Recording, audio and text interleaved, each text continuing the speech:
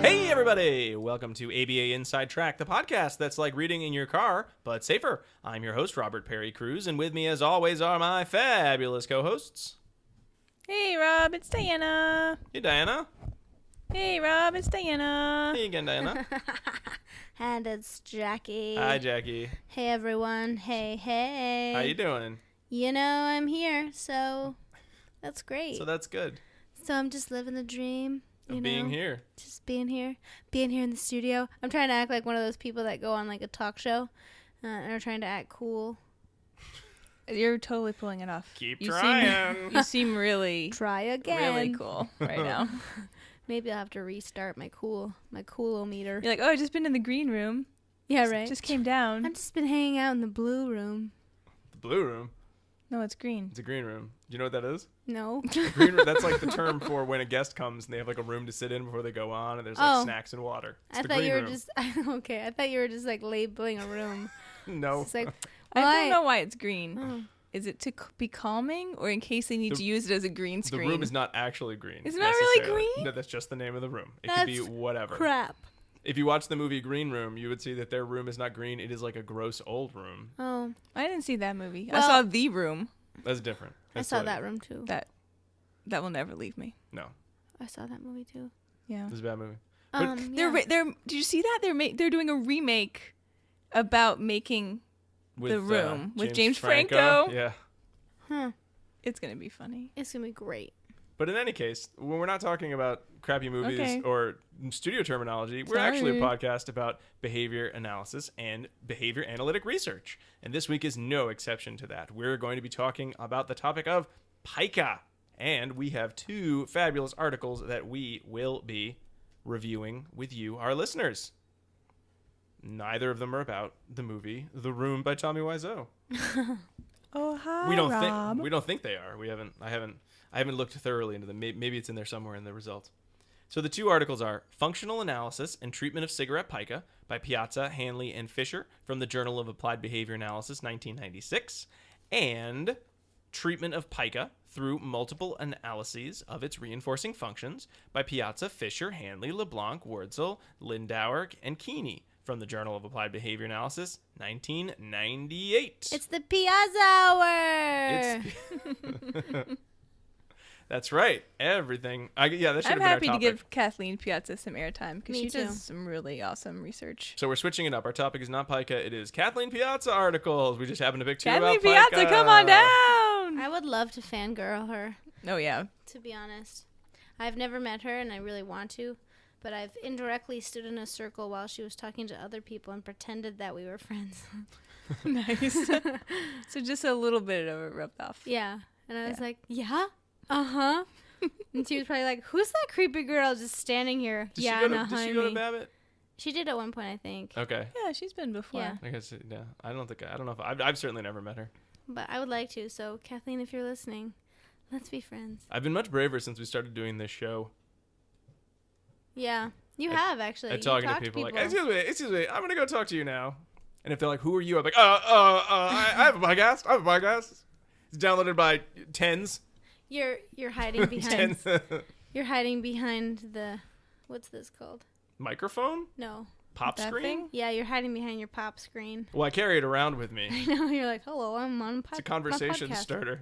I just don't want to spit in your face while I talk to you. I'm really a great friend. Pop, pop.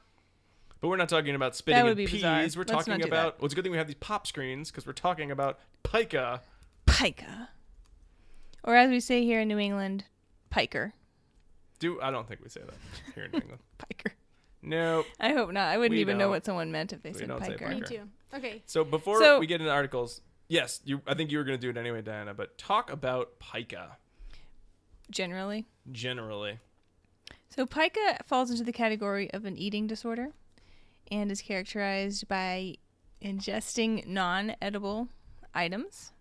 Can be just placing them into the mouth and actually fully swallowing the items. Another thing I want to make sure everyone out there knows is that pica is not an acronym for anything else. It's just a word in and of itself, although it is kind of a strange sounding word, but you don't need to capitalize it in all caps. It doesn't need any caps. It's just a word.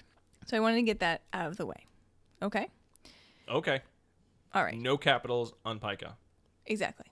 I've been guilty of that before. I am sorry. It looks like it would be an acronym. I've seen it written that way a lot, though. I have too, Yeah, but it's not. It's not. That's like that weird phase in the life of Java articles where everyone put in the IOA part that they were going to divide it by 100%. That's in the article I'm going to talk about. Yeah. That was like a phase where everyone's like, yeah, you're going to Everyone got confused there for a decade. So there you go. That and pica. So I was looking up the etymology of the word pica, and it's really interesting. So it actually comes from the Latin for the word magpie. And do you guys know what's special about magpies? They're eat scary. lots of gross stuff. No. Neither of those are true. Oh. Well, I mean, maybe you might think they're scary, but they're known for finding shiny objects and taking them back to their nest. So they're like little curious little birds. I lived in England for a year. Yeah. And for 5 whole days, I had a magpie sitting on my windowsill, staring into my window nonstop.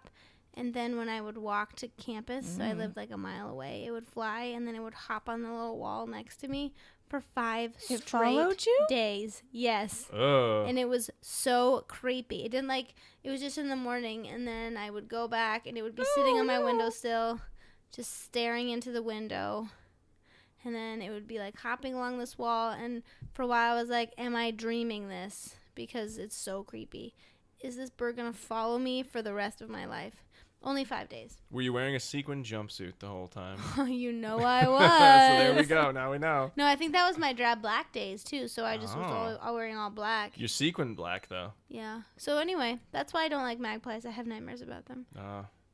I don't like cuckoos. Okay, well, that's fair enough. So, yes, so they say that the magpie will eat almost anything as well. So that's where the term comes from, which is kind of interesting. So the statistics on pica for the general population are actually not very well known because it's not always known when someone is ingesting something that's inedible. You would only know if it produces actual physical symptoms. But it's estimated that about 1 in 3 children ages 1 to 6 engage in some level of pica behavior. Underneath the age of 2, it's considered relatively normal to do so, or to at least mouth inedible objects. It's also present in pregnant women and individuals with schizophrenia and other developmental and developmental disabilities. I remembered reading that statistic about the pregnant women, now that you mention it, back in some of like the What Are You Expecting books, and that just seems so odd to me. It never happened to me during any of the pregnancies. Weird. No, I was fine the whole time. I think that's largely related to vitamin deficiencies that you can develop when pregnant. But you would ingest? Yeah, it's crazy. Pregnancy is really weird. So here's some examples of things that you might see ingested if someone has pica. They could include paper, soap, cloth, hair, string, wool, soil, chalk, talcum powder, paint, gum, metal, pebbles, charcoal, ash, clay, starch, or ice. Ice? Mm-hmm. Ice doesn't seem like it's a bad thing to eat. That's just water, but it's frozen. I eat ice sometimes. I think that's probably included because it is considered to be linked to an iron deficiency. If you crave ice, I think it's iron. You're supposed to be low on iron. Oh. It's like the crunching sensation. Oh. That you want. I'm not sure. So yeah, that is an edible item, but it's not a nutritive item, so maybe that's where the distinction comes in. I don't know. Okay. Yeah. So those are some items, and the item that we are going to talk about specifically today, or I am going to talk about specifically, is cigarette butts. But before I get directly into that, I do just want to say the pica can be a really serious problem for all these populations I listed, but also for the population of children with autism. We often see pica as a challenging behavior that's presented for that group, and it runs the risk both of choking and of potential poisoning. Okay. Yeah. So it's something that we should take seriously, and it's definitely can be treated using behavior analytic techniques as long as we are able to be creative about our approach. And that's what I liked a lot about the Piazza 96 article that I'm going to talk about, is they were really creative in how they approached it. So. But I want to tell you one thing. Okay. As an ethical caveat, we always have to remember that we need to get medical consultation first. Excellent. Before running any pica treatments. It is our ethical responsibility to make sure that there's no biological-based cause for the pica. Like those First. vitamin deficiencies? Yes. Perfect. Yeah, so if we do that, and because pica is a potentially serious and life-threatening disorder, if we've talked to a doctor, we should find someone that's well-versed in the treatment of pica to be our mentor and supervisor. So we should be doing those two things if we're going to do this. Thanks. Caveat, so just don't go out there and treat pica because you've listened to this episode. That's a point well taken. So the Piazza, Hanley, and Fisher 1996 article is the one that I'm going to go over. They had one participant in this study. His name was Don. He was 17 years old, and he had a dual diagnosis of pretty severe developmental disabilities and autism. There were 5 different phases they looked at in this study, and I like that they took a lot of care in laying all of those out. I like that too. Yes. This so is one of my favorite pica studies. we picked 2 good ones. Yeah, we really did. Yeah. If we do say so ourselves. So Don's challenging behavior is that he engaged in cigarette butt pica, henceforth referred to as butt pica. I'm glad that I realized it was cigarette butts because you just kept talking about, let's talk about butt pica, and I was really confused as to You're where like, do we have to? that research came from. Yeah, cigarette butt pica. When they talk about it in the article, they also mention that he didn't just take the cigarette butts and put the whole thing in his mouth, because like the thought of that is hard to swallow, pardon the pun. Mm-hmm. But he would take the cigarette butt and slip it into his pocket, and then later on through the course of the day he would crumble up the cigarette butt and then just take like the little leftover pieces of the tobacco and put those into his mouth. Which makes it slightly more hygienic. Yeah, like once I read that part, I was like, okay, this makes a little more sense to me. But they didn't just leave it at that. They went through a lot of careful They really consideration to be sure to say that the reason why he was doing it was that he actually liked the tobacco leaves. So let me tell you about the process that they went through to get to that point in time. So the first thing that they did was phase 1, which was an assessment of cigarette type to determine if Don would ingest any type of cigarette butt or only cigarette butts containing tobacco. So here's a question that I've always had 'Kay. with this article, and I've never asked anyone, but I've asked it in my head, is are there herb cigarettes? Like clove cigarettes? But cloves contain No, nicotine. those still contain... Oh. Well, there's herbal cigarettes, wink, wink, but I don't think that's what they were using.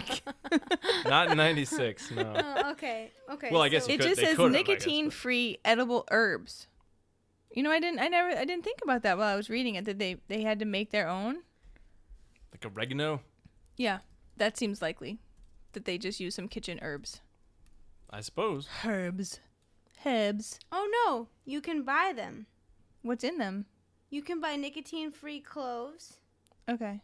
Well, maybe that's what they Oh, use yeah. then. No, so there's these herbal cigarettes. So here's a brand, Ecstasy. Terrible name. Recommended for regular smokers, 100% natural, tobacco-free, and nicotine-free. Have an exotic herb-like taste and aroma. Gross. Oh. Okay.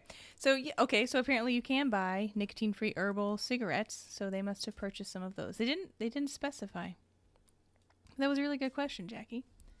So what they did here was they compared 2 conditions, one in which they had the room baited with tobacco cigarettes and one in which they had it baited with herbal cigarettes. They were 15-minute sessions. The only instruction was go hang out in this room, but don't eat the cigarettes or don't take the cigarettes. And then they compared how often Don picked up the 2 different types of cigarettes. And initially he picked up both. And then as the sessions continued, he only picked up the tobacco cigarettes. So that indicated to them that it was likely some component of the tobacco in the cigarettes themselves that was what was maintaining his behavior. So from there, they moved on to phase 2, which was a choice assessment. So in this, they wanted to separate out what part of the cigarette was the most important part. And a lot of what they were doing here was trying to figure out what did they need to include as they moved forward in their treatment to pick out the most important pieces to have present. Because if they didn't need to have any of the nicotine actual products, then they weren't going to use those. But it turns out that they did need them. So But that was part of what some of this assessment part was. So in phase 2, they did a choice assessment. It was a paired preference assessment across 5 different aspects of the cigarette. So one was the regular old cigarette butt. Oh, I should also mention that these were clean cigarette butts that they used. They just trimmed them down to be the length of butts, but they hadn't been smoked. They've been stepped on and smoked or anything gross. Yeah, nothing gross like that. So they compared regular old cigarette butt to herbal cigarette butt to just the tobacco that's inside the cigarette to just the herbs that was inside the herbal cigarette to just the paper. So they had those 5 different conditions that they paired up in a paired choice preference assessment. And the results of that were that Don chose the tobacco that was inside the cigarette 80% of the time. He chose the herbs that were inside the herbal cigarette 17% of the time. And then he chose the paper itself less than 1% of the time. And the times that he chose the herbal cigarette were early on in the preference assessment. So once he realized, hang on, this isn't what I wanted, he stopped choosing that as well. So that also indicated that it was most likely the tobacco flakes themselves that were maintaining his butt pica. Mm-hmm. Which makes sense. Totally. And then moving on to phase 3, this is where they did a functional analysis of either ingestion of the cigarette butts or just picking them up. They included both there. And they had 3 phases, a social attention phase, an alone phase, and a play phase. So in the social attention phase, anytime he touched a cigarette butt, someone came over and, intervened and told him not to do that. In the alone phase, he was alone with the cigarette butts. There was no other consequence there. And in the play phase, he had additional. What? I just he was alone with the butts. Yes. And in the play phase, there were additional materials present. And surprise, surprise, results showed that he had by far the highest level of pica in the alone condition. So that was important for 2 reasons. It also indicated that there was likely automatic component to his behavior. And additionally, it demonstrated that this behavior did not seem to be sensitive to social attention, which was important because that was a component of the treatment, which I will talk about now. No, you won't. Because first, I'd like to use this moment to tell everyone at home who are listening to this episode about our secret code word of the episode, the first of the episode. Now, for those of you new to the show, ABA Inside Track is a continuing education provider. We are ACE approved by the BACB, which means listening to this podcast allows you to earn continuing education credits, which you can apply for from our website. You do need to have 2 secret code words hidden throughout this episode to make sure that you listened and you didn't just sort of skim through or anything like that, which I know you won't do, but just to be on the safe side. And the first of those code words is Twinkie. Twinkie. TWINKIE. Twinkie, the food that lasts for years. That's right. It doesn't actually last for years. That is a myth. Twinkies do not last forever. The yellow sponge cake, the Hostess company went out of business, but they are still available on store shelves. And they brought them back. They brought them back. I used to live in the town with the Hostess factory. This is amazing. I never knew this about you. Yeah, you'd smell it. You'd driving down. You could smell freshly baked bread in the morning. Anyway, that's enough about me. Did you really not know that about him? No. I've told you this before in our dating and marriage life together. So, I guess. I knew about the Necco factory. That's not near where I live, though. I love Necco wafers. I know you do. But Twinkies. Have you ever... Stop. Twinkies is a code word. Have you ever looked up Twinkies experiment? It was done a long time ago through Rice University. No. They did all kinds of things to Twinkies. They soaked them in water. They threw them off roofs. They microwaved them. But the best part is that they always included a control Twinkie every time. So they would take a picture of both Twinkies at the beginning and then the exploded Twinkie and the control Twinkie at the end. And the control Twinkie always stayed the same. I know that if you eat Twinkies and only Twinkies, but you manage the number of Twinkies you eat a day, you will still lose weight. That's true. Because that's just how life works. If you eat 1 extra carrot a day, then you'll gain 3 pounds by the end of a year.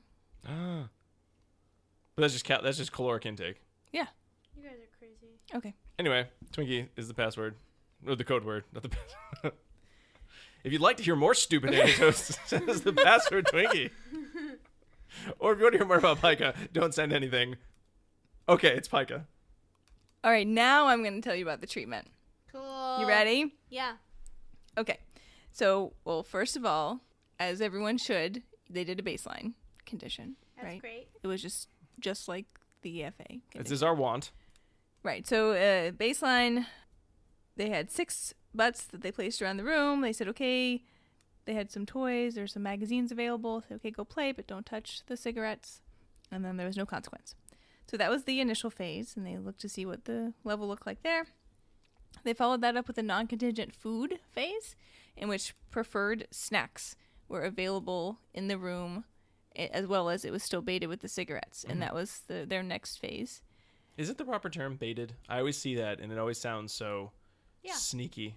I know it makes sense, but that isn't appropriate. I think it is. An appropriate term to use. I think so. No one I would think speak so. to you and say that's the way you're treating your participants. No, because you're actually putting stuff in the room, so you're like... Yeah. It's like the Easter Bunny baits the yard with eggs. Oh, that Just like Easter that. Bunny. See, but I don't like the way you use the term bait in that sentence. If you're like, come on, bring your nephews and nieces and siblings over. I've baited the yard with eggs. I would assume those eggs are poison. Oh, wow. Because that's just how those words work. So research-wise, though, that is an okay term to use when discussing. I have never had any qualms about using it until this very moment in time. I wouldn't either. It's just one of those words that I could see someone taking umbrage with, but I think it is a fair assessment of what is happening in the study, and it is done with the utmost care of the participant in mind. So Okay, well, I'll be mindful of that moving forward. I was just wondering, you two having read and done more research than I. Maybe that makes us less empathetic, though. Right. I hadn't thought about it as maybe an That's insensitive true. term. I am the I'll- kindest of us all. kindest cut of all.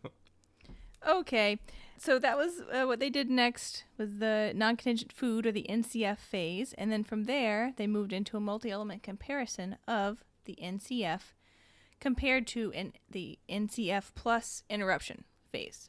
So in both of those phases they had non-contingent food available, but the difference is in the NCF plus interruption phase, if Dawn touched one of the cigarette butts, someone burst into the room and came over and said, no butts, No nuts, no butts.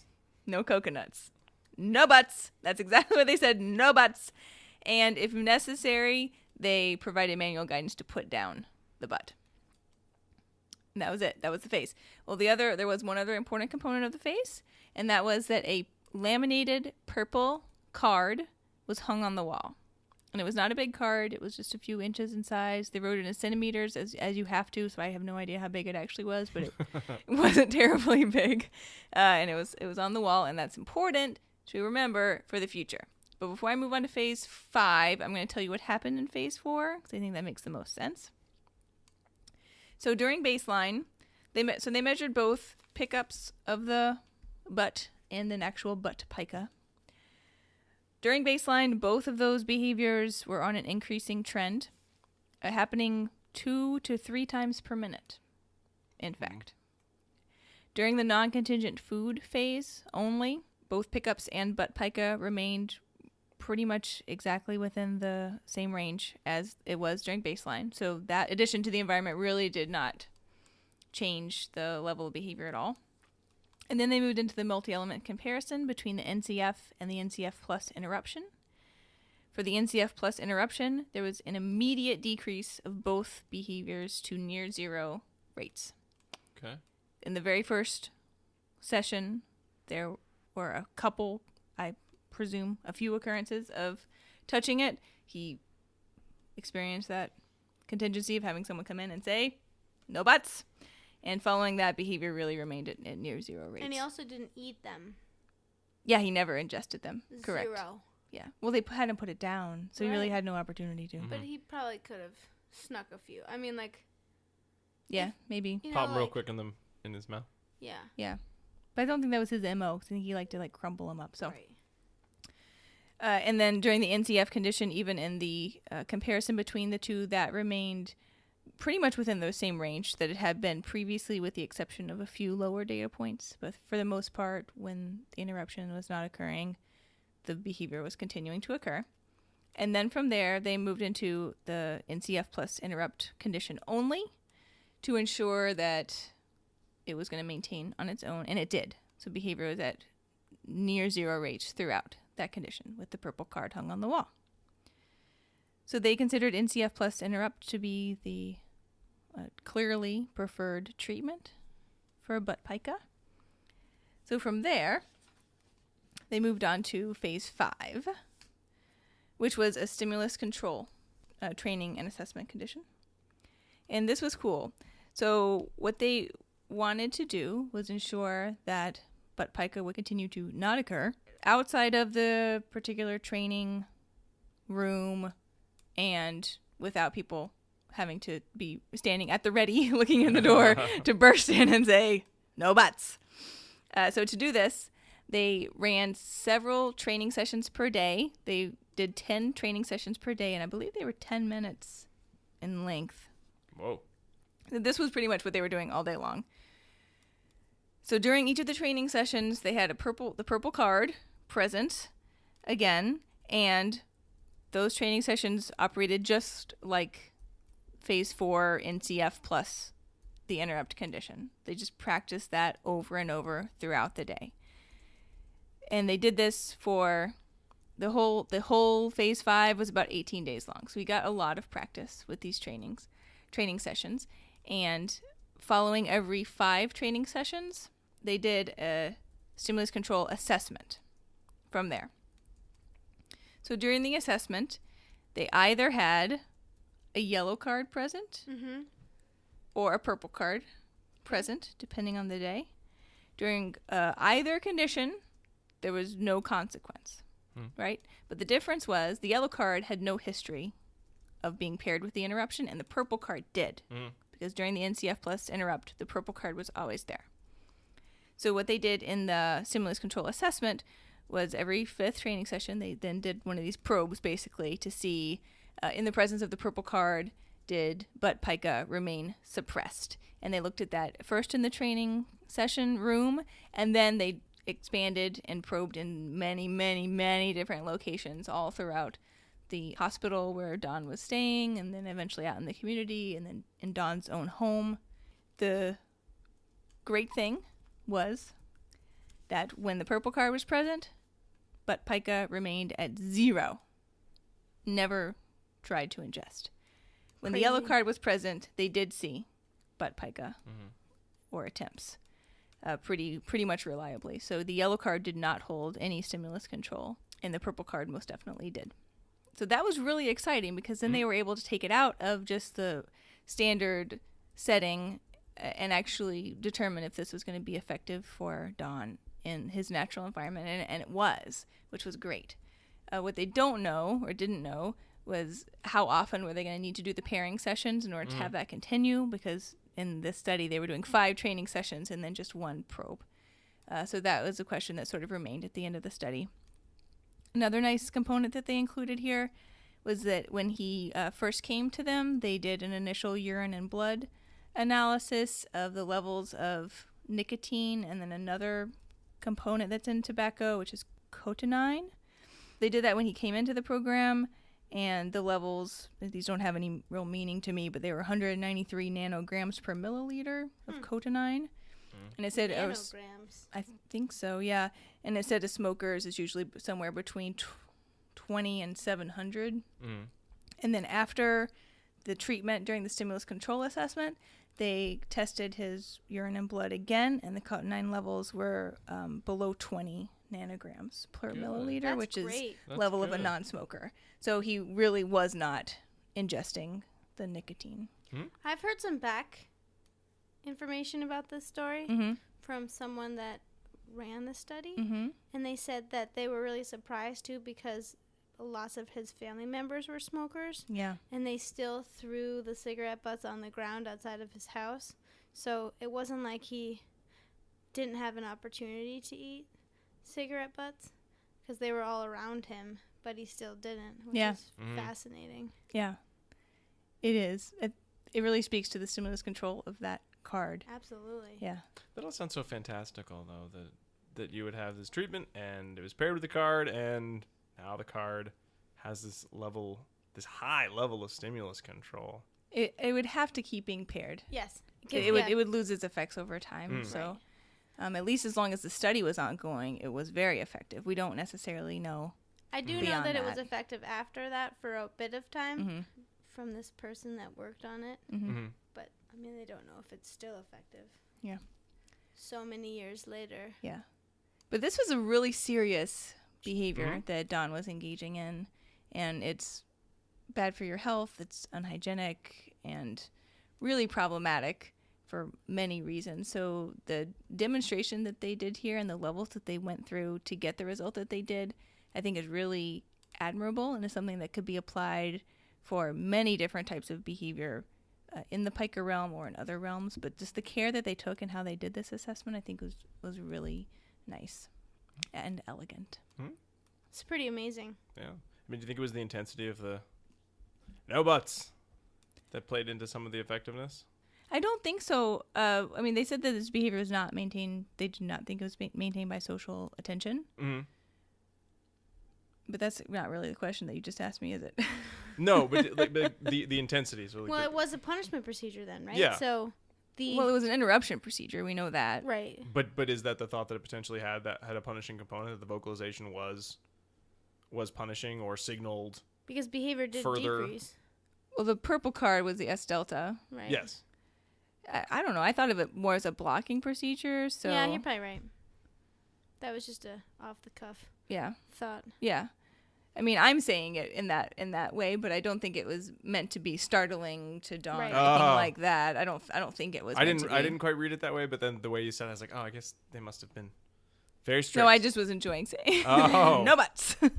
That's true. I did not read it that way either. No, I don't think that it was meant to be a punishment. Because if no buts worked, would would that have been as good? I don't think so. But I think it was just a response blocking. Okay. I mean, he had a nicotine addiction. Yes. So this was very strong. Other types of food did not compete with it at all. He was able to do it covertly. Like, this is a really challenging problem to address. And I can't believe they did it, to be honest. Right, yeah. Way to go, them. High fives. Yeah, absolutely. Now, here's another question, and I don't know if this is better saved for the end of the show, but I know that the long-term use of harmful reinforcers is never kind of an ending treatment point. Is that why they never thought about, well, if he's addicted to nicotine, is smoking a more socially appropriate treatment? Like, would he have stopped having cigarette pica if he were allowed to smoke? And I know that long-term, that is not an appropriate treatment because smoking is a harmful reinforcer. Right. I mean, if this were done in 1976 instead of 1986, then maybe. What about nowadays if they'd given him, a vape pen or something as a You competing can't- item?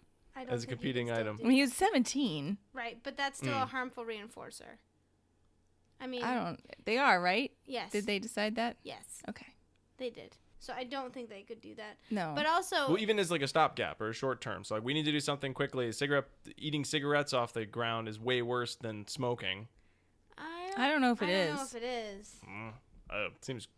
It seems worse To to, be me. honest, I don't I know. mean, You're there's not putting out the same tar. The tar is not going into your No, but in the lungs. same respect, I know e-cigs weren't a thing back in '96, as far as I know. It was a But simpler time. it was a simpler time. But now you think you could use that instead, and you wouldn't. I know you would never try to. And the fact that they had a more effective treatment, you wouldn't have had to. But I really don't think you can do that. I've pulled up the ethical guidelines. So, behavior analysts minimize the use of items as potential reinforcers that may be harmful to the health and development of the client, or that may require excessive motivating operations to be effective. So, I guess minimize. minimize, So it yeah. doesn't say that you Right. can't use them, but that seems like cigarette smoking is highly addictive. So sure. maybe if you gave them like the gum. But Or like some a alternatives, patch. yeah. Right? So that seems a little more socially acceptable than be like, here, smoke. Mm-hmm.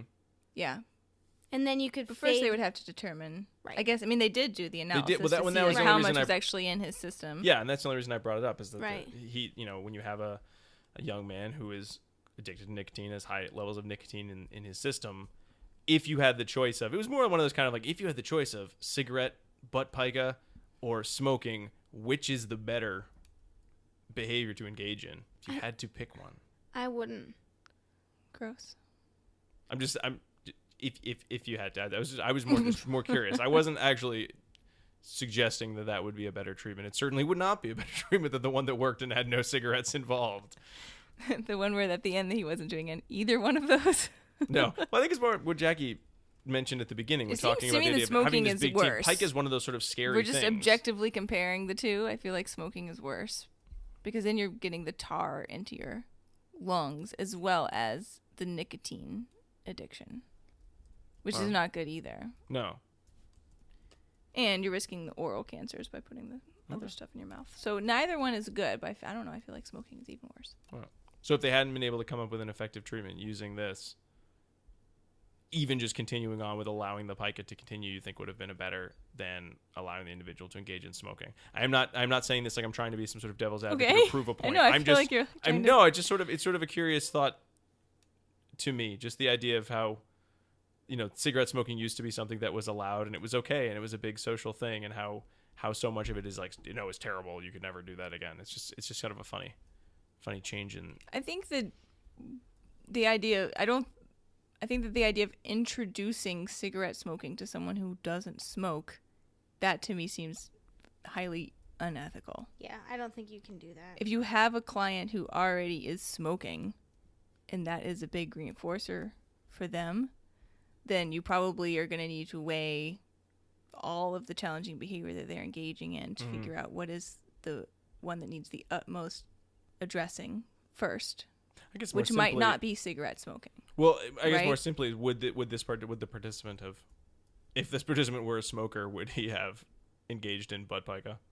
Probably, I don't know. I know he preferred nicotine. I don't know if he had ready access to smoking, then probably not. But he might not have had access. So I think you would have to address it as a challenging behavior in a hierarchy of challenging behaviors if it were already in the client's repertoire. So it might not be the first thing to address, but I don't know. You get into some interesting territory there as well if they are an adult and already a smoker, about whether that's something that they would like to decrease too.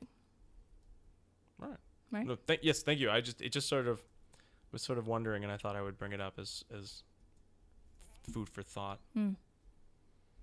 Don't smoke, kids. Yeah, don't know what should smoke. All right, thanks, Diana. Yeah. Before we get into our next article, why don't we take a little break, and we will be back to talk a little more about pica right after this.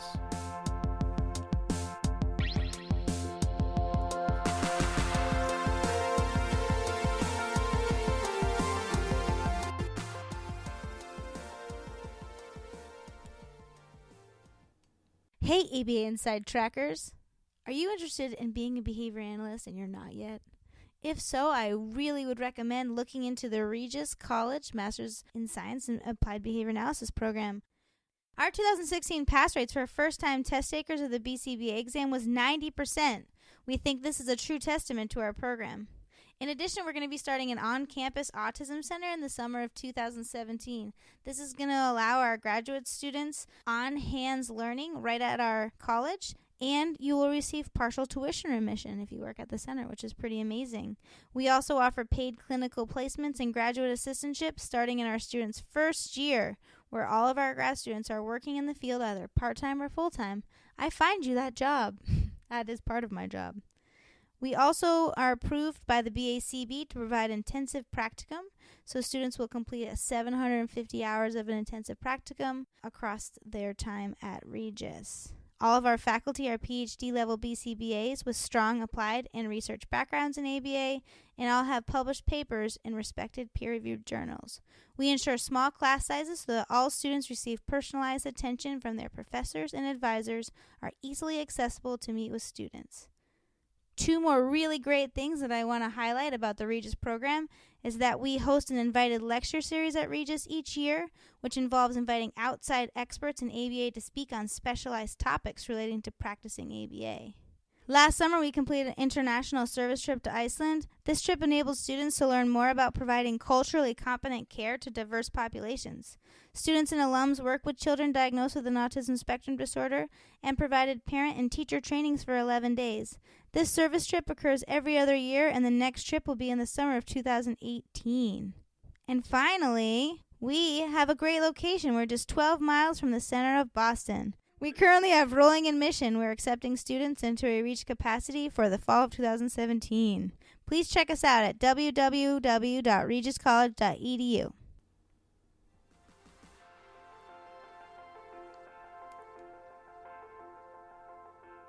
Okay, and we are back. Jackie, why don't you get us started with our second article all about pica and its treatment? Cool. We are going to be talking a little bit about pica. Actually, a lot about pica. Are this we? whole time is about pica. But this study is interesting because what they wanted to do was, number one, do functional analyses on the pica and then use the results of the functional analyses to design effective treatments for the pica. So they did that over the course of 5 studies within this one study. Oh boy. 5. You know, I love these when they're multiple Sneak 'em studies in and there. experiments. Yeah. I like that, though, because it really points out that this is just a topography of behavior. It doesn't automatically indicate a particular function. Right. Yes. Yeah. So they had 3 participants, and that's important to know. They were all admitted to an inpatient unit for the assessment and treatment of pica, so you know it was serious. Mm-hmm. So the first participant was Mary. She was a 4-year-old girl. She was diagnosed with an intellectual disability. She had congenital heart defects and pulmonary disease, so she required constant oxygen, which kind of played into her pica a little bit. She had already gone through 2 hospitalizations to remove objects from her stomach and esophagus. Oh, man. And she typically ingested furniture, clothing, her oxygen tube, which is problematic, string, and hair. So all those things don't sound I wonder very what good. type of furniture do they mean? Well, I was watching an episode of Hoarders once, Yeah. and the girl was eating the foam underneath her bed, so she was eating her mattress. Oh. And she ended up eating her entire mattress. No. What? Yeah. Oh, my God. Just little by little for like years. In another one, God. the woman was eating her husband's ashes. No. Oh. Stop it. No. Yeah, so they got some help, but interesting. And this that was actually, on Hoarders, not... No, this was My Strange Addiction.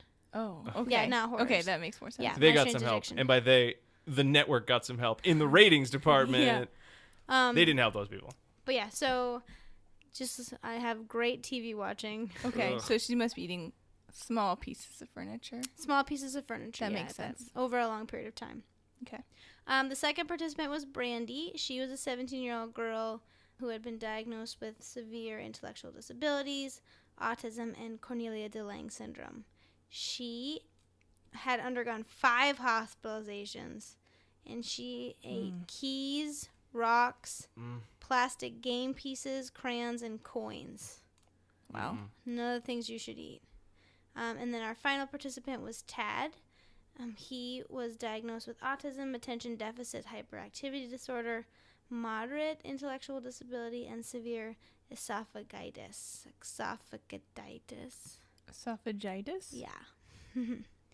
That would probably mean inflammation of the esophagus. Yeah. Probably it was pica related. Yeah. So he ate things that seemed a little more gentle. Cloth, paper, pieces of toys, twigs, and rocks. And here's the kicker. On one occasion, Tad's mother discovered him in the backyard eating a dead squirrel. What would you do? I don't know what you guys would do, but I only imagine myself like walking into the backyard and seeing someone I knew bent over, holding a dead squirrel, just chomping away on it. You can't eat squirrel, but they really should be cooked. Correct. Yeah. Yeah. I did when my dog once. I was like, "What are you eating, doggy? Let me get that out of your mouth." And it was like a jawbone of a rabbit. Oh, that happens to me all the time. Yeah. But that's dogs. Yeah. It's a, One time I had to throw... It was, horrifying. Oh, yeah. It I had to throw an entire animal carcass into the woods that my dog had carried back on a walk with us. Oh, man. Yeah. Yeah. But if it's your child, that really takes it to a whole other level really that I does. can hardly even imagine. I bet she went to the doctors right away. Oh, yeah. So the first thing they did was they conducted functional analyses for each participant. They used the typical Iwata and colleagues 1982/1994 procedures. So they were 10 minutes in duration each session, and they baited the room with the items. I know we talked about baited, but they used things that were safe. They put baited in quotes. Yeah. Grammatically, you are not supposed to put words in quotes just because you think that they have to have a special meaning. Right. Don't use quotations for that purpose. Okay.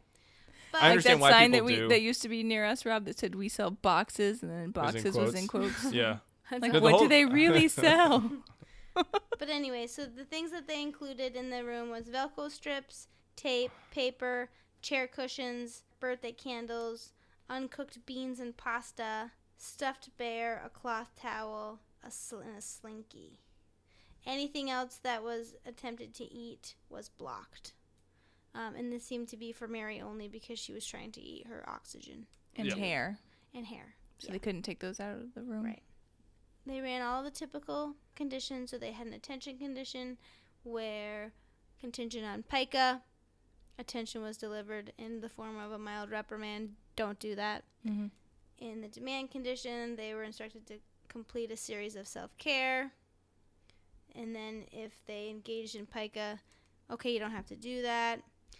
In the play condition, they just were given play materials. Nothing happened. Mm-hmm. And in the alone condition, they had long alone conditions.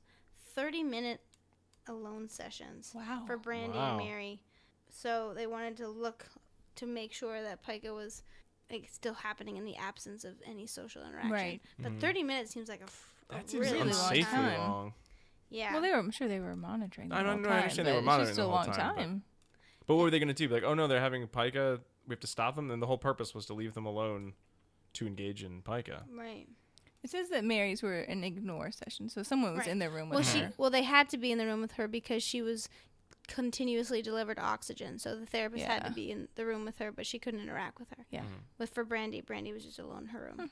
And then they did run a tangible condition for Brandy because her parents reported that when she engaged in pica, her parents would give her soda to stop her from engaging in it. So when you look at the results, there's undifferentiated results for Mary. So this may suggest that pica may have been maintained by automatic reinforcement because it's happening across all conditions. Mm-hmm.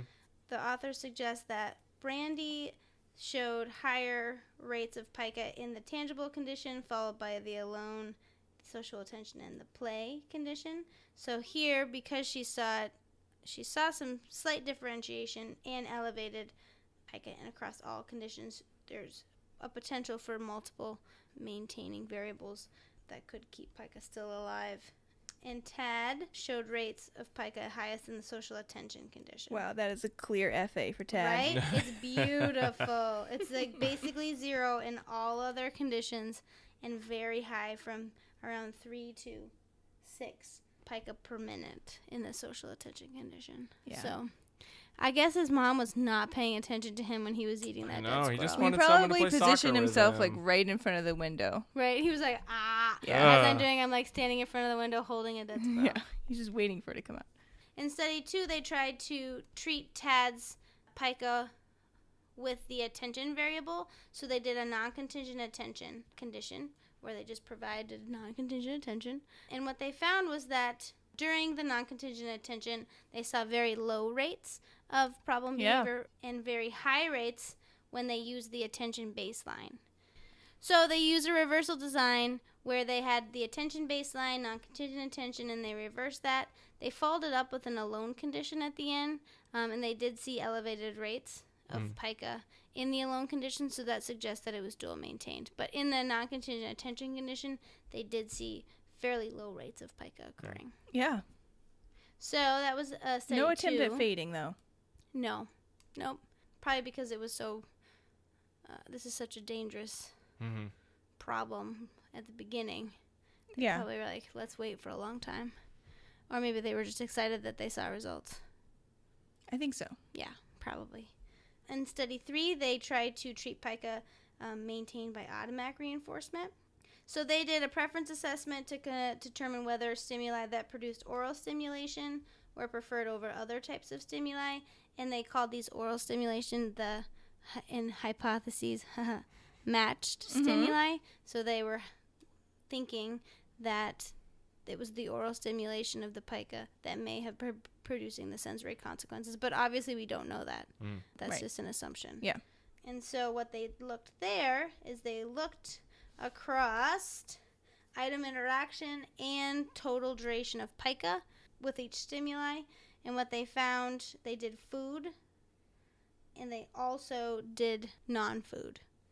The results of the preference assessment suggest that there were some items that the participants engaged with for a long period of time and engaged with little pica, and they did food and non-food items. So for Mary, she engaged in graham crackers and had very little pica around if the graham crackers are present. Also with a teething ring, there was very little pica. However, if pudding, lemon, glycerine, and a nuke was around, there was very little duration with these items and a lot of pica for Mary. So it appears that, and these were hypothesized to be matched items. Yeah, I don't know what lemon Oh, is that like lemon jello? I think it's jello. Oh, man. Yeah, so jello That's did what not work. glycerine is. And then nook is that like, it looks like a toothbrush, except on the end of it, it looks like, It's nubby. yeah. Yeah, and you brush the inside of the mouth with it. Yeah. For Brandy, she saw most of her match stimuli she engaged with more than 80% of the time and had no pica, which is interesting. Yeah, she liked her foods. She did love her foods. Sugar. Even turnip. And then a lot of the toys that were unmatched, she engaged in a lot of pica and very little duration of interaction. And then for Tad, we saw that most of his matched food, he had a high of item engagement and low duration of pica. So did they include this for Tad because they hypothesized the potential dual component? Right. Okay. Yeah. So then, once they found their preferred match stimulus that was effective in the preference assessment, they did a treatment analysis where they looked at pica and matched versus unmatched stimuli that were high during the preference assessment. So the only thing was that, again, the pica for the oxygen tune for Mary was blocked. So what they had was the baseline levels, and each of the baseline levels were different comparative to what was highest in the FA condition. But again, across all baseline levels, we saw variable rates of pica per minute, usually higher levels. And then when we look at the matched stimuli versus the unmatched stimuli, for Mary, we see that both matched and matched food produced lower levels of pica per minute than the unmatched stimuli, and you saw that replicated. Not perfect, though. Not perfect, but It was still like 1 to 2 per minute. yeah. But it's lower-ish Yeah. than baseline. But then when they added blocking, Mm-hmm. paired with matched stimuli, they saw an almost immediate decrease. Not to near 0 levels, but usually below 1 per minute. Yeah, much better. Mm-hmm. When they took out blocking, they saw a slight increase in pica behavior, so they then went back and added the blocking back in. But here's the thing. For Mary, someone has to be there anyway Right. to block her from mouthing the oxygen tube. Right. So they're there. So it makes sense. So they might as well just block it all. Yeah. What's pretty crazy for Brandy is that she had an alone baseline and her pica was on an increasing trend at the end of baseline. And then once they introduced the matched and unmatched stimuli, rates went to 0 levels for both conditions. Yeah.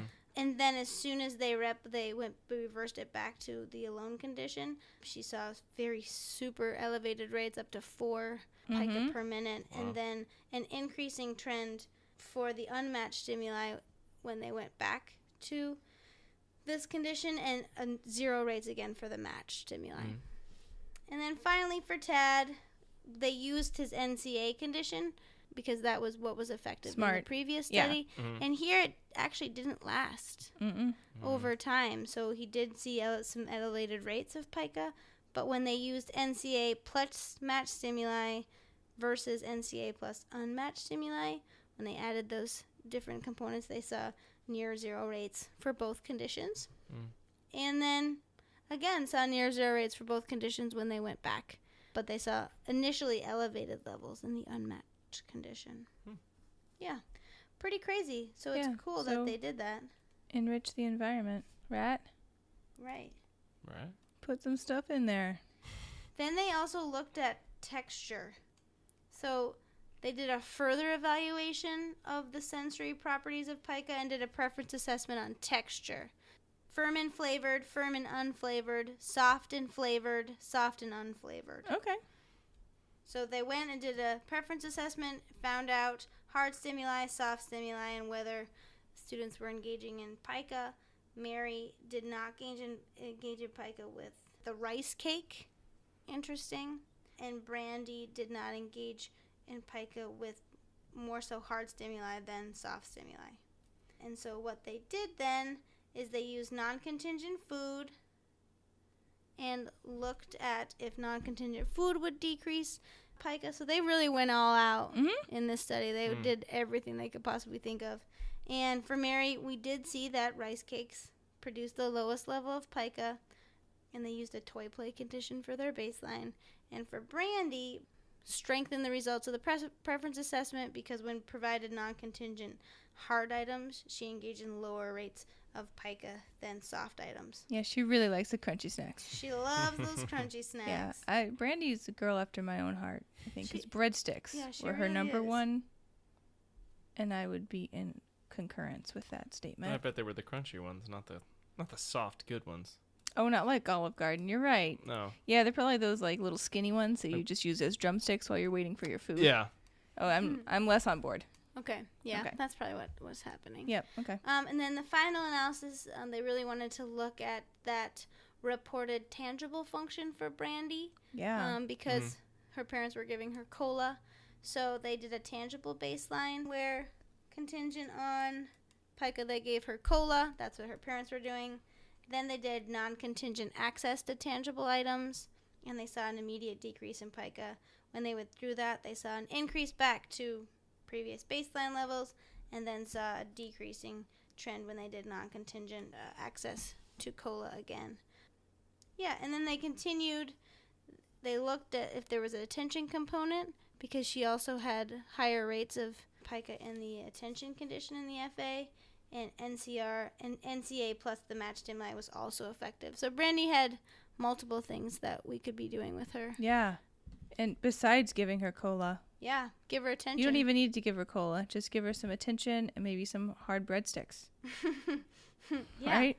So I mean, then- speaking of like giving someone cigarettes, like these days giving someone cola is practically the same, that's true. right? Yeah. Like I don't think I would be comfortable with that as a treatment either. Right. To be honest. Yeah, that's very true. But yeah, so what they really, I think the overarching theme of this article is that you shouldn't just assume that pica is automatically maintained. Yeah. Yeah. Because it most likely will have another function. And that Yeah. you should be dealing with that function rather than just assuming that it's automatically maintained. Yeah. Mhm. And there's so much you can do. Like, the sky's the limit, guys. All right. Well, before we pull into Dissemination Station, I want to make sure that we give out our second secret code word. It is barn. BARN, barn. Barn. In which you would put animals on a farm. Barn. Mm-hmm. Could be a funky barn or a non-funky barn, which is how I describe my barns. There's only two categories of barn. Funky and non. Barn. And with that, let's leave this funky barn and pull into our funky Dissemination Station. So, one of the things that I always feel whenever I am faced with an article about pica, or I hear people talking about pica, or I am working with an individual with pica is, oh my god, it could be any one of many functions, and there could be so many, many ways to deal with it. And while I think these articles are fabulous in sort of laying out the honestly, the experimental process that goes into determining the treatment of pica, I am still left with a lot of that sense of dread of, okay, well, what if I don't think of the right component of Pica. So you two, as the brains behind the show, I'm just the pretty face. That's right, Rob. What were your big take-homes from reading these? Allay my fears. So my big take home when I was reading these was that I would probably not Take a client who had Pica. No, I'm No, serious. okay. No, that was actually what I was thinking. I was like, ooh, this is not something in my wheelhouse. Like this, But many folks could have a client on their caseload that engages in Pica. Right, but if someone had asked, Jackie, can you fix this Pica? I might say, hey, no, probably not. I've not really worked with Pica. Or I'd say, hey, let me find someone that is Well, I think more that's a versed, good idea. right? So you need to have someone. You Yes. can call Kathleen Piazza and I say, will. I need you to come. Hi. Yeah. No, so that's probably what I would do, because the older I get, the scarier, like the more scared I am. Like as a new behavior analyst, I was like, I can do whatever I want. I read 2 articles and let's do a podcast. I should be fine. I'm the greatest. But then as I get older, like you do a risk-benefit analysis, which you are supposed to be doing now according to our guidelines. And I'm like, oh, the risks are so high. So even if it was like mild Pica, I really wouldn't be like, I really would try to find someone to help and get more of an expert opinion, because this can be so dangerous. Yeah, I think that's a great suggestion. I mean, that's the thing that sticks out to me first and foremost, too, is safety. Yeah. Like if you're getting hospitalized 5 times because you have things stuck in your esophagus. Well, at that point, you're going to hope. What was the hospital doing those 5 times? They got it out and they're like, problem solved. Probably. That's yeah. not their problem. It's not. Really? It seems like their problem. No. You think so, but no. Yeah. Safety, first of all. So really, that's what I thought. With and Pica. then I think I love the idea, if you have a supervisor, you have medical go-ahead, there's nothing biological wrong or biochemical wrong. Is it Biologically. biologically wrong? The doctors are concerned. I think it's awesome to do a functional analysis, bait the environment, if we're going to say that. Or I have no problem with the term. How about we say this? Arrange the environment so that you can see the behavior occurring without unwanted side effects. In a safe way. Yeah. And then because you can create like fake. I have actually done that. I did do an FA, but it was just paper. So he only ate paper. There's a good article. We didn't bring it up because I thought it was too much like the cigarette butt article, but on Pica for fecal matter. Coprophagia, and the experimenters did need to create a form. Did they use Tootsie Rolls? No. They had to create something that had the same like texture, but was not unharmful. Was not harmful to the participant. But not as delicious as Tootsie Rolls. I assume if it were as easy as using Tootsie Rolls rather than fake feces, Dinah, they would have done it. Maybe they got a really good grant for making fake feces. But no, see, I have actually done an FA on paper, and I didn't. I mean, it was just paper, so I felt okay about it. I just would rip up paper and place it around the room, and it was automatically maintained. I've also done an FA like this with my dog, because he eats toilet paper, and it started all of the sudden one time when he was on this medicine, this steroid medicine. Out of the blue. No, he was on the steroid medicine. They said that he would probably start eating everything in sight. There you go. But it should go away. That was 5 years ago, and I still have to keep the toilet paper. You got a taste for toilet paper. Yep, very high. Very, very high in my bathroom. It's like a marshmallow. So everybody you're jumping to conclusions there, Diana, that it's the tangible, the yummy quality of the toilet paper. It is. So I did a brief FA. Okay. I had different conditions. I was in the bathroom, and he would go up to the toilet paper, and I'd be like, "No, Barnaby, don't." And he actually left, so it wasn't intentional. He doesn't like that. Yeah. I would tell him to sit. He didn't eat. He didn't eat the toilet paper when I was giving him demands. It was only when he was alone did he sneak into the bathroom, get on the countertop, and just chomp away at the roll. It makes me think of Elf, when Elf was eating the the cotton balls. Yeah. But yeah, so if ever you come to my house, the toilet paper is not on the toilet paper holder because it's too close to the ground. It's very high up on our toothbrush holder. I forget that sometimes. I know, you're like, where's Sorry. the toilet paper? And you use the And hand then- towels. No, and then everybody puts it back Right. on the toilet paper holder. Like, why was it way up there? And then that night, in the middle of the night, I hear, it's just Barnaby tapping his feet on the bathroom floor, eating all the toilet paper. Jackie, I want to go back to something you said Oh, gosh. when you were talking about, I don't know if I would get some help. And I think we are blessed in that we are here in Massachusetts. The two, we have a lot of colleagues who are around. We have a lot of esteemed, former professors, leaders in the field that you could call or email and get a response very Right. quickly. When you say I would get some help, what does that mean for the practitioner who, say, in the middle of the country or in an area where BCBAs are few and far between? Who is their help?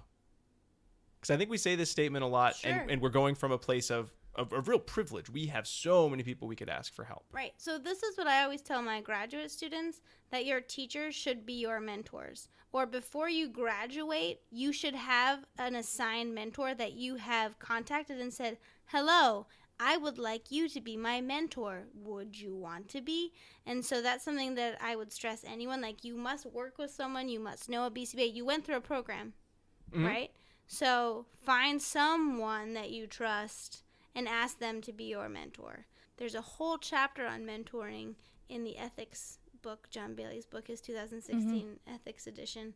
And so it's really important that everyone has at least someone. It could be a colleague. It doesn't have to be someone that's like a top behavior analyst in the field, although that would be best.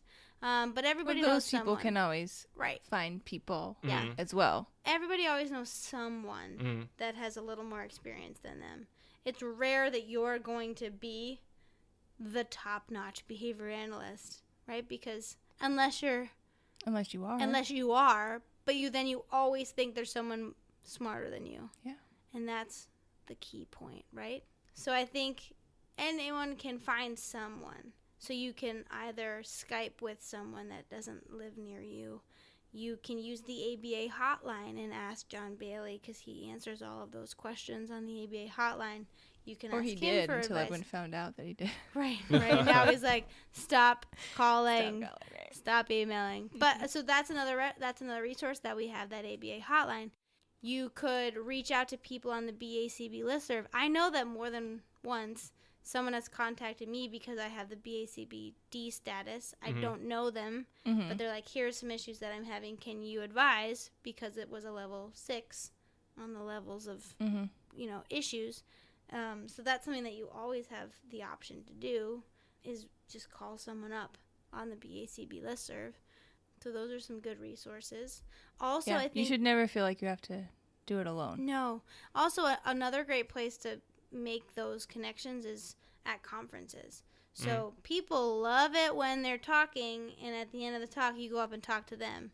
So if this is something, you're like conveniently working on a problem right before a conference, this is your time to look in the conference book, find out who's talking about it, and then go and seek them out. Yeah, and you have us, too. You can always email us. We may not be able to help you, but we may be able to point you in the direction of someone that could. True. Yeah. You're not alone, like Michael Jackson said in the 90s. I am here with you. Oh, I forgot that You song. are not alone. What's this? There's a music. I'm thinking of a musical number. With Where you're you. not alone. Into the Woods. Oh, I don't know. Musicals, because I hate Yeah, them. Jackie hates musicals. You always bring them up, and I hate them. But yeah, so that's what I would say to someone is, you're never alone. Our field is so tiny in comparison that there's always someone that can help you.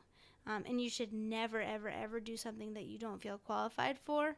So by Pica, yourself. so should we give them, I don't know every single person who has downloaded our episode, so I'm sure we have some real Pica experts, or they did a thesis on Pica, Sure. or they published on Pica, but I would guess the vast majority of BCBAs out there would fall kind of in the category you're in, Jackie, where they've handled a lot, but they haven't handled Pica very often, Right. and it's okay to say, I got nothing, I need help. This is one. Oh, yeah. I think that's one of the best BCBA qualities ever. It's a hard one to do. It's a hard one. Because usually everyone comes to you saying, we've all failed. You need to solve it. And then Right? it's really hard to say, I'll also fail. I should find someone else. Yeah, no, I think that's a really hard skill, and it took me many, many years to to learn that skill. Sorry, all past people that have worked with me. But it's a hard skill. It's part of growth. Process. It's part of growth, Yeah. accepting that you don't know everything, and that doesn't make you bad at your job. It Right. makes you someone who understands limitations. Yeah. All right. Done. Any other areas for Pike? I mean, I think it's hard. Find someone to help you is kind of a good take home point. I think there's certainly you have some guidelines in these articles of what you could do Right. with some extra supervision, or if you do have familiarity with the procedures and do feel you meet the requirements to handle a situation. Yeah. I liked Pica. the breadth of the interventions that we saw just within these Mhm. two studies, Right, I because did there was too. response interruption and blocking, there was stimulus control procedure, and then there was matched or competing items. And those are 3 completely different approaches that you could potentially take when you have a pica situation. So I liked that. Usually we say there's more research that needs to be done. I don't know that there is. I think it's just a matter of carefully addressing the problem when you do find it, and make sure that you have the support that you need and that you are referencing back to the literature. And always getting that medical consult first. Yes. Yeah. Mhm. Doing that before you find help. Say, have you talked to your doctor about this? Is there an underlying medical issue that we need to fix first? So do that first, then get help. Or you could do both at the same time. That's I suppose. true. Yeah, Save time efficiently. Do both of those. sure. But yeah, those are the 2 things that I would recommend when you're talking with pica. Cool. You don't want to be the one that is like, I'm going to do this pica treatment, and then they eat a rock. Mhm. Like a big one. Right. Mhm. Right? Or you find, they had an iron deficiency. Like, I guess that would have been easy to solve. Right? Right. Yeah. Whoopsie Oh, I doodle. should have started there. Shouldn't have spent 5 weeks on this FA and multiple weeks on treatment. All right. Well, that wraps up our episode on pica. It is a very, very dangerous problem. So I hope Piker. Piker. So I hope you all enjoyed hearing some research discussed about it. If you have not read these articles yourself, even if you haven't, if you had our discussion, you should probably read these yourself, because there's a lot in here that we can't go over in our hour-ish episodes. Right. Jackie and Diana, thanks so much for being here tonight to talk about pica. Thank you, Rob. You know Diana. where to find me. Yeah. Thanks everyone there for listening. We hope you enjoyed our episode of ABA Inside Track. If you did, please leave us a review on Apple Podcasts or Stitcher or wherever you get your podcast. It really does help get the word out that this is a podcast that exists. We also have Facebook and Twitter, ABA Inside Track. You can email us at abainsidetrack@gmail.com with any topics or questions that you have.